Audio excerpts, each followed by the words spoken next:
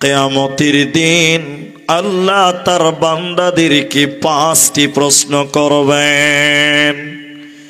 যতক্ষণ পর্যন্ত 5টি প্রশ্নের উত্তর না দিতে পারবে অতক্ষণ পর্যন্ত জান্নাত যাওয়া হবে না, এক কদম আগাতেও দেওয়া হবে না।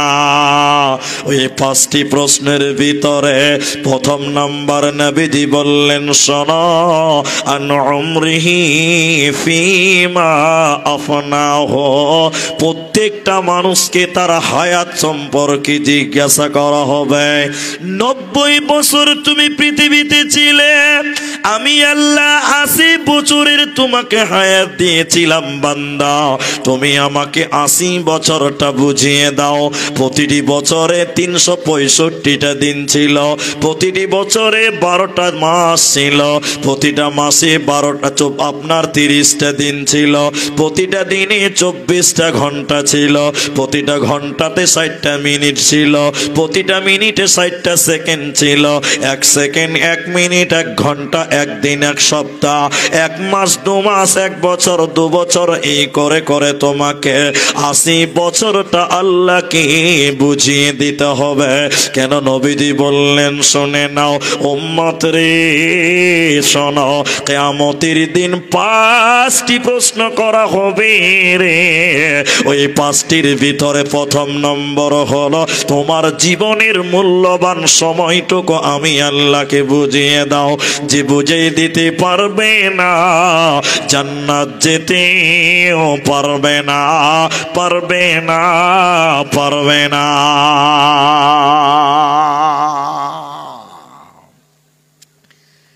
এজন্য মানব জীবনের প্রতিটা সেকেন্ড অত্যন্ত ইম্পর্টেন্ট, অত্যন্ত গুরুত্বপূর্ণ একটা সেকেন্ড মানুষের জীবনের।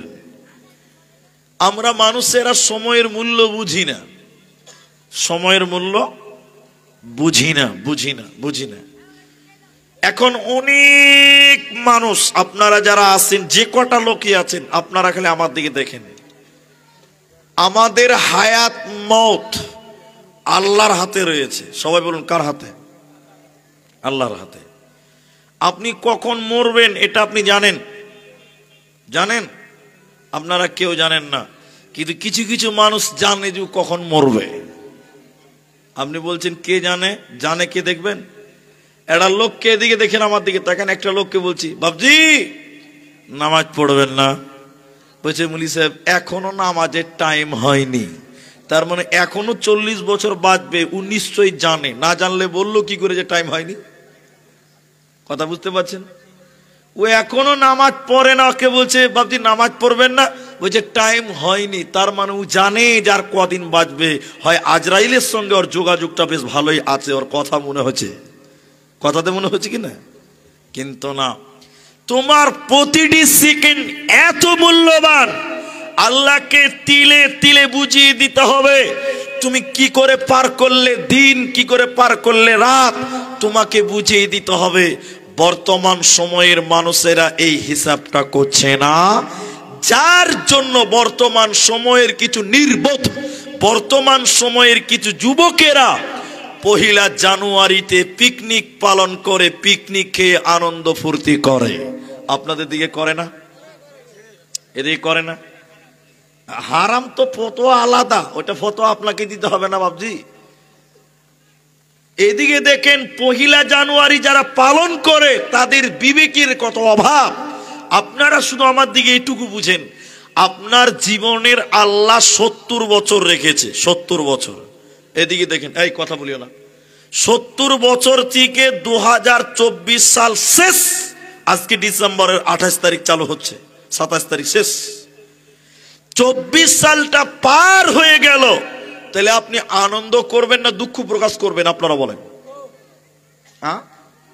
দুঃখ প্রকাশ করবেন যে আল্লাহ 1 বছর 24 সাল চলে গেল, আমি নামাজ পড়লাম না, রোজা করলাম, একটা বছর টাইমকে কিভাবে পার করলাম, এই টেনশনে মানুষেরা, মুসলিমেরা দুঃখ প্রকাশ করবে, আল্লাহর কাছে কান্নাকাটি করবে না।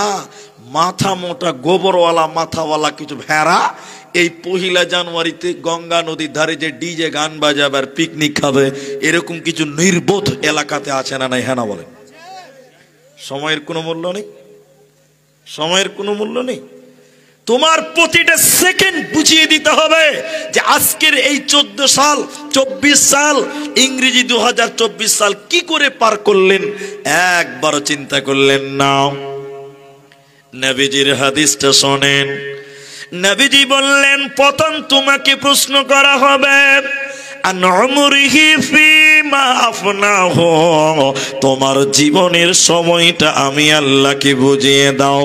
তুমি যখন বুঝিয়ে দিতে পারবে না, তোমার বাঁচার উপায় রবে না। এজন্য নবীজি অন্য আর একটি হাদিসের ভিতরে বললেন, ইগতানিম খামসান ক্বাবলা খামসিন, 5টা জিনিসকে গনিমত মনে করো, নিয়ামত মনে করো, হিরের টুকরো মনে করো। ওই 5টির ভিতরে একটি হলো সময়। একটা নিয়ামত হাত ছাড়া হয়ে যাওয়ার আগে। তোমার 2024 সাল শেষ হতে চলেছে, তোমার নিয়ামত ফুরিয়ে যাচ্ছে। অতএব তুমি আল্লাহর কাছে কান্নাকাটি করো, আল্লাহ আমি সময়ের হিসাব তো দিতে পারবো না, আল্লাহ জানি না কি গুনাহ করলাম বা কি নেকি করলাম, আল্লাহ তুমি আমার হিসাবকে সহজ করে দাও। যে ব্যক্তি নিজের হিসাবের জন্য, সময়ের হিসাবের জন্য কান্নাকাটি করবে, কাল কিয়ামতের দিন সেই ব্যক্তি বেঁচে যাবে। আর যে সময়ের গুরুত্ব দিবে না, ও কিন্তু বাঁচতে পারবে না, পারবে না, পারবে না। রায়গঞ্জে একটা ডাক্তারকে ফোন করেছেন আপনি, রায়গঞ্জে। ডাক্তারটা কে হলো না, আপনার পরিচিত ডাক্তার, আপনি তার কাছে আসা যাওয়া করতেই থাকেন, পরিচিত হয়ে গেছে। ডাক্তারকে ফোন করে প্রথমে কি বলতে হবে, কি বলতে হবে? স্যার 2 মিনিট টাইম হবে, এই কথা বলতে হবে কিনা? স্যার 1 মিনিট টাইম পাওয়া যাবে? তার মানে তার জীবনের 1টা মিনিট আপনার পেছনে ব্যয় করতে চাই। এই জন্য আল্লামা দেলোয়ার হোসেন সাইদি রাহিমাহুল্লাহ তিনি বলতেন, আসসালামু আলাইকুম রাহমাতুল্লাহ। আপনারা যদি আমার চ্যানেলে নতুন হয়ে থাকেন তাহলে অবশ্যই চ্যানেলটি সাবস্ক্রাইব করে রাখবেন। সবচেয়ে বুদ্ধিমান ব্যক্তি সেই যে সময়ের মূল্য দিতে পারে। আজকের মুসলমানেরা সময়ের গুরুত্ব দিতে জানে না। জি, ঘড়ি কোনোদিন বসে থাকে? घड़ी बसे থাকে না। घड़ी बोलছে मैं टिक टिक टिक टिक टिक टिक टिक टिक चलती हो, हरदम चलती हो, कभी नहीं रुकता हो। घड़ी बोलছে আমি এমন একটা ট্রেন সব সময় চলতে থাকি, আমার কোনো স্টপেজ নাই। দ্বিতীয় নম্বর শুনেলেন, কিয়ামতের দিন মানুষকে 5টা কথা জিজ্ঞাসা করা হবে।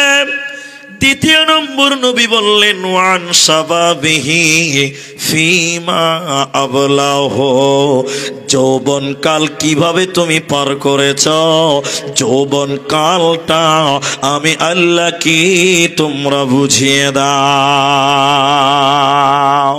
আজকে যুবকেরা সবচেয়ে পাপের কাজে জড়িয়ে গেছে। যুবকেরা কারা?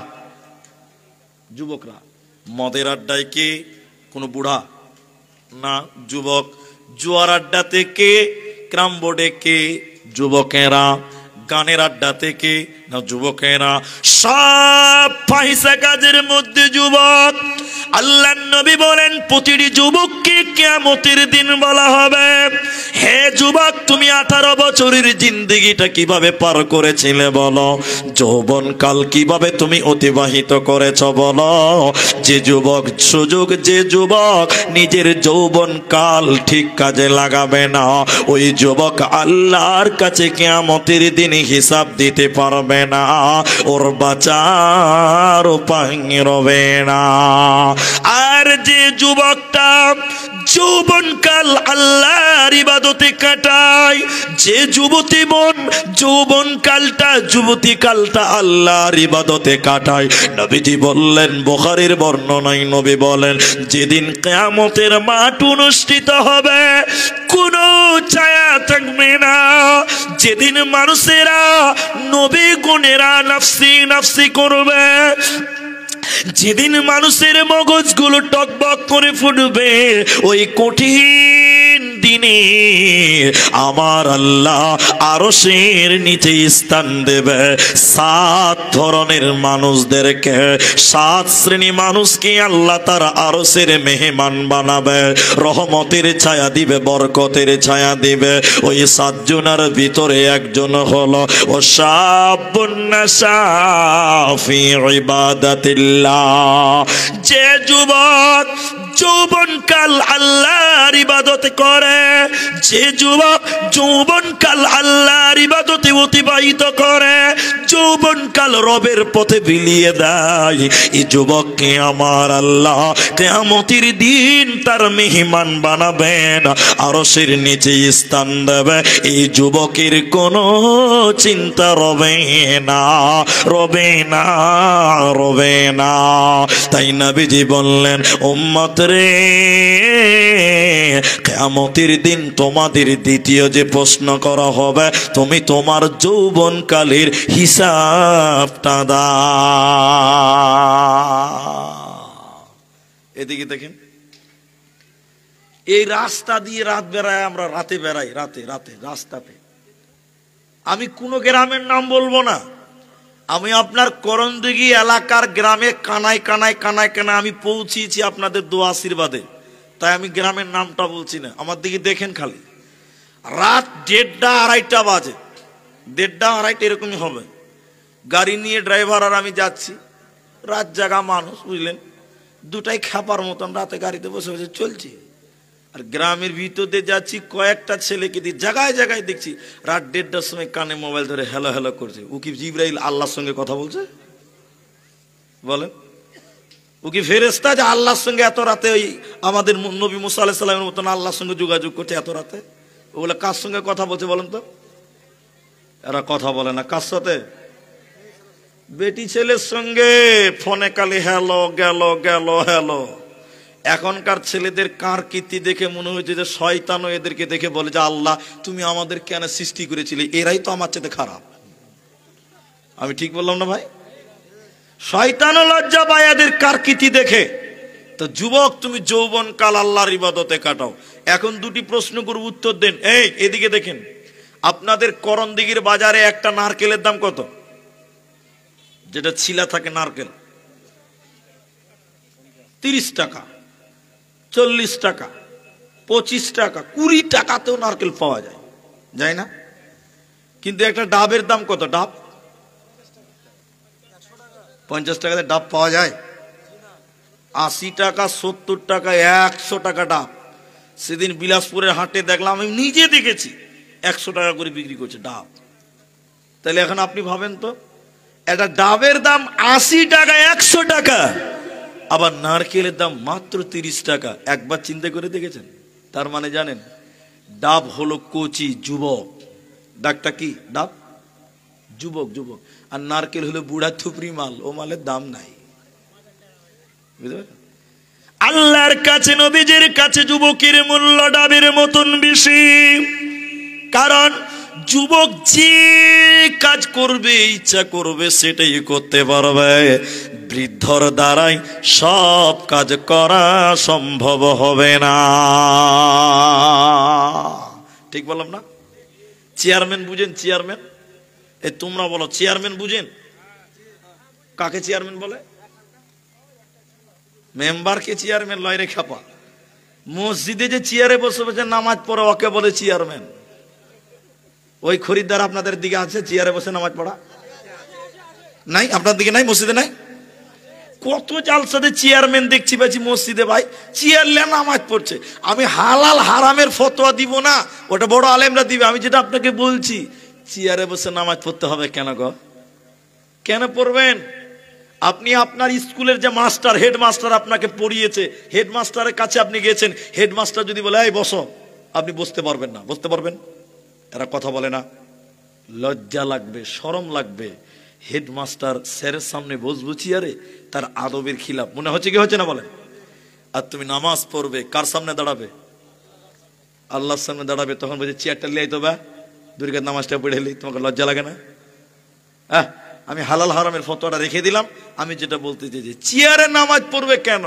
তার কারণ হলো 55 বছরের বয়স, চাচা এখনো মসজিদে যায় না।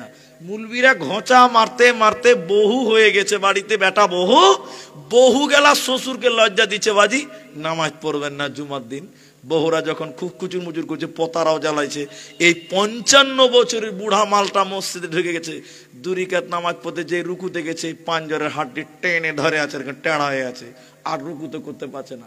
আসরের নামাজ পড়তে যাওয়ার পোতাকে বলছে, আবে চেয়ারটা লিয়ে তো ভাই, নামাজটা পড়ে লি। ভদ্রলোক জোহরের পর আসরের নামাজ পড়তে যে চেয়ার লাগছে কি লাগছে না? এরা হ্যাঁ না বলে না? কিন্তু এই লোকটা যদি 10 বছর থেকে নামাজ পড়তে থাকতো, এই লোকের আজকে চেয়ারের প্রয়োজন হতো, হাড্ডি বাঁকা হতো কিনা? এই 55 বছরের লোকটা যদি খালি তারাবিতে লাগিয়ে দেওয়া হয়, তাহলে কি হবে বুঝলেন স্যার? নতুন নামাজ, রমজান মাসে নামাজ ধরেছে, 60 বছর বয়স, ওই মুছ পর্যন্ত সাদা হয়ে গেছে, বুঝলেন? তারাবি পড়তে গেছে, আর পতাকা বাঁচাবে, যাই নামাজটা পার, একদম ইমামের পাঁজরে নামাজ পড়ে জান্নাত চলে যাবো। 60 বছর অব্দি নামাজ পড়েনি, একদম ইমামের পেছনে মোটা যাই নামাজ পেরে দিয়েছে তারাবিতে। আর রমজান মাসের তারাবি কত স্পিডে চলে? তারাবি 5G স্পিডে চলে। কত স্পিডে চলে? এই বুড়া 60 বছর অব্দি নামাজ পড়েনি, 2 রাকাত নামাজ পড়ে কইছে, তো পোতা কইছে, দাদু কি হলো? বলে, ভাই তোরা পড়ালে আমি পড়ে লিব ভাই। নামাজ ছেড়ে মসজিদ থেকে পালাবে না কেন? যৌবন কালে আল্লাহর ইবাদত করেনি। তাহলে যুবক শোনো, যৌবন কাল সম্পর্কে তোমাকে আল্লাহর সামনে হিসাব দিতে হবে। প্রত্যেকটা বয়স্ক মানুষ যুবক ছিল, প্রত্যেকটা বুড়া মানুষ একদিন যৌবন পেয়েছিল। অতএব বৃদ্ধ বাবাজিরা, শরম করলে হবে না, দুঃখ করলেও চলবে না। আল্লাহ কিয়ামতের দিন তোমার 25 বছরের সময়, তোমার 20 বছরের সময়টা আল্লাহ জিজ্ঞাসা করবে। এজন্য যুবক রে, তোমাদের জন্য 2টি স্পেশাল ইবাদত। 1 নাম্বার ইবাদত, আল্লাহ কোরআনে বলেছেন, অবিমা আনফাকু মিন আমওয়ালিহিম, ইনকাম করার দায়িত্ব আমি আল্লাহ পুরুষদেরকে দিলাম। পুরুষদের মধ্যে কারা ইনকাম করবে? যার শরীরে শক্তি আছে মানে যুবক, যার শরীরে বল আছে মানে যুবক। এই যুবক যার শরীরে শক্তি আছে, বল আছে, সাহস আছে, ইনকাম করবে, আর ইনকাম করে বিবিদের পেছনে খরচ করবে। তাহলে ইনকামের দায়িত্ব যুবক তোমাকে ইনকাম করতে হবে।